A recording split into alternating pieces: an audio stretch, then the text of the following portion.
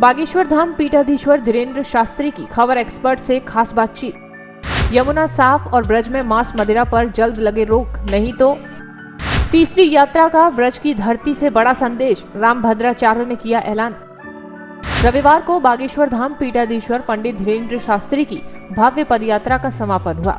यात्रा में भक्ति भी थी और भाव भी था और सनातन एकता का ऐसा अद्भुत संगम दिखा मानो कृष्ण की पावन भूमि पर भरत राम लक्ष्मण का मिलन हो रहा हो।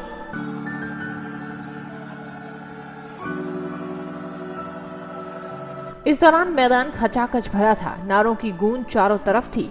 इस दौरान मंच से 5 मांगे रखी गईं, जिसमें ब्रज की धरती पर मांस मदिरा की दुकानों को हटाना और इस तरह की 4 और भी मांगे थीं। समापन के क्षण ने सभी को भावुक कर दिया, खास तौर पर जब बागेश्वर धाम के पीठाधीश्वर पंडित धीरेन्द्र कृष्ण शास्त्री की आंखों से आंसू छलक पड़े। वृंदावन की धरती में प्रवेश करते ही धीरेन्द्र शास्त्री, पुंडरीक महाराज और बद्रीनाथ मठ के महाराज ने जमीन पर लेटकर कृष्ण के चरणों में प्रणाम अर्पित किया। ये दृश्य इतना मार्मिक था कि आसपास मौजूद भक्त भी भाव विभोर हो उठे।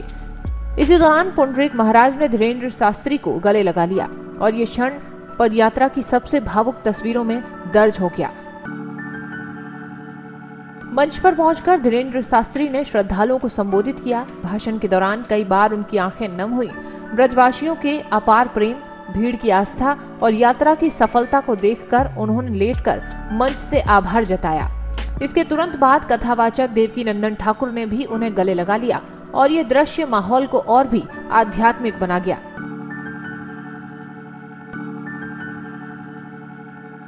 लंबे समय तक मंच से भक्ति, वैराग्य और सनातन भाव से भरे प्रवचन चलते रहे। इसके बाद खबर एक्सपर्ट टीम से विशेष बातचीत में बागेश्वर धाम के आचार्य पंडित धीरेन्द्र कृष्ण शास्त्री ने कहा कि ये हमारी दूसरी यात्रा थी और बहुत जल्द हम तीसरी यात्रा की भी तैयारी करेंगे। अभूतपूर्व रहा। पूरे भारतवर्ष से सनातन हिंदू एकता के लिए लोग आए थे। आज 5 संकल्प के साथ यह विराम हुई।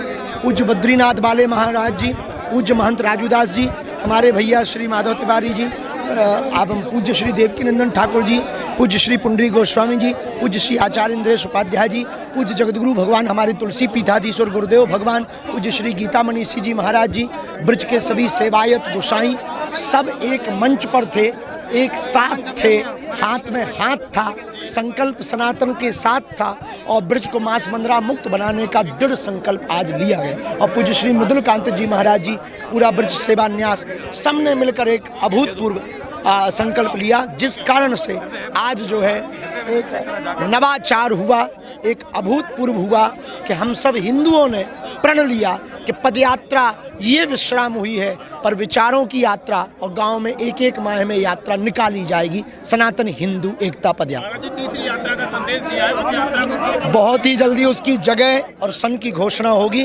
कुछ परिस्थितियां ऐसी हैं जिन मंडलों के साथ बैठक नहीं हो पाई, उनसे करके तत्क्षण घोषणा की जाएगी और प्रेस नोट किया जाएगा। भारत का हृदय